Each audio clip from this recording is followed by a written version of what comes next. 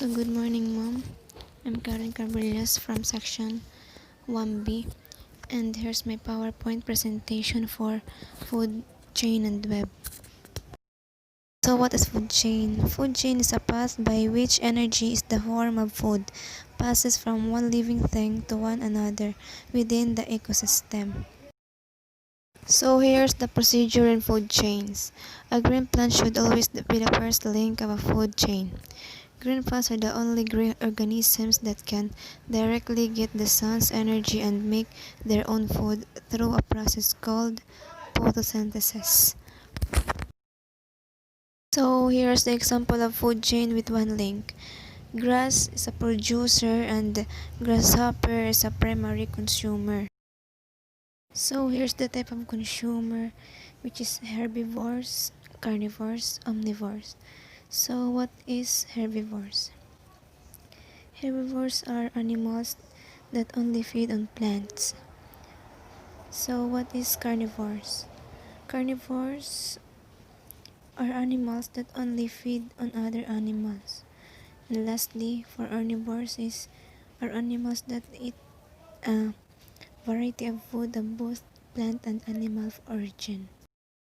So what does the food chain shown us? Food chain shown us a series of living things that depend on each other or food energy. A food chain shown us also the relationship between the animals and plants in a habitat. Food chain shown us the way energy flows through a habitat. So what is the primary consumer in a food chain? Primary consumer of the second link of a food chain, they are usually herbivores that eat green plants or sometimes omnivores that eat both plants and animals.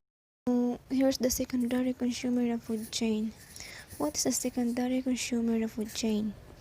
Secondary consumer are the third link of a food chain. They can be either omnivores or carnivores. The herbivores are the food for carnivores that are secondary, tertiary, or quaternary consumer. What are the features of a food chain? There are usually 3 or 4 organisms in a food chain. Each of these organisms is a food chain is called a link. These links are make a food chain. So, what is food web? Food web is a number of food chain form an interlinking pattern forming a web-like arrangement is known as food web. So, here are the food web diagram. Food web diagram combines many food chain into energy relationships among organisms, and also food webs it shows how plants and animals are connected in many ways. The arrows points from the organism being eaten to the organisms that's it. So next is ecological pyramids. Ecological pyramidal representation of trophic levels different organisms based on their ecological position or producer to final consumer is called as ecological pyramids.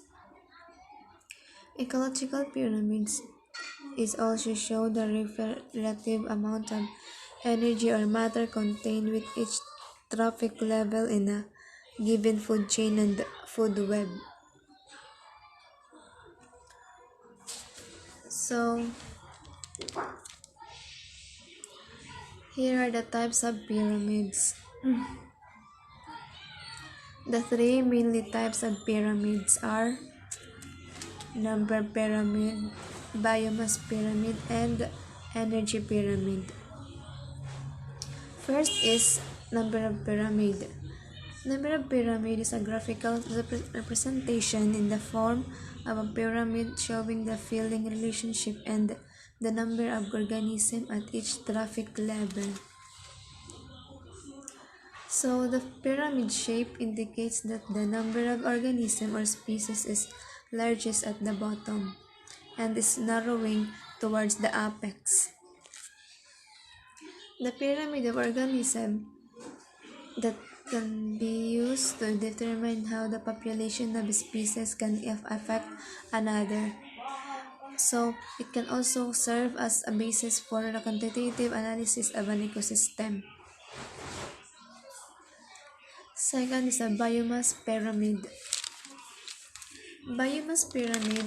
It is a pyramid of biomass is a graphical portrayal of biomass present in a unit of the territory of different traffic level, estimating the biomass available in each traffic degree of an energy network at a given time.